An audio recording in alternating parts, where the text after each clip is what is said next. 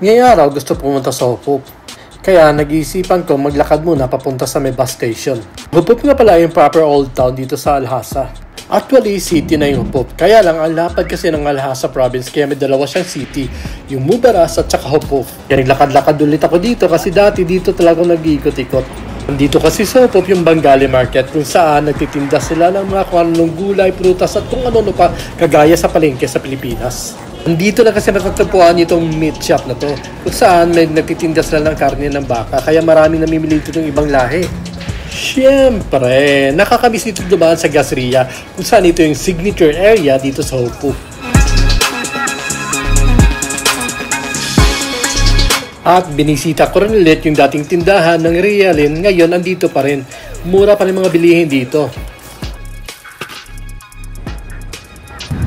At per Friday, kuminsan buo itong grupo ng mga bikers, kaya ilan lang sila nag-ikot-ikot dito. Pero may time din ng Friday na ang dami nila at magaganda yung mga motor nila at mamahalin.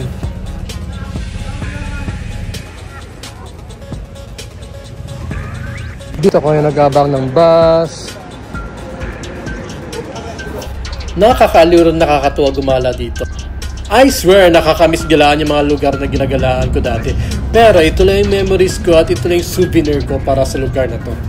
Habang kaya ko pa maggagala talaga ako at magkakaroon ng maraming video para sa memories at adventure ko dito sa lugar na to. Kasi kuminsan pag sa bakasyon ako, pinapanood ko rin mga lumang kong video at nakakatuwa rin. Kaya hanggang dito na lang, another day, another POV.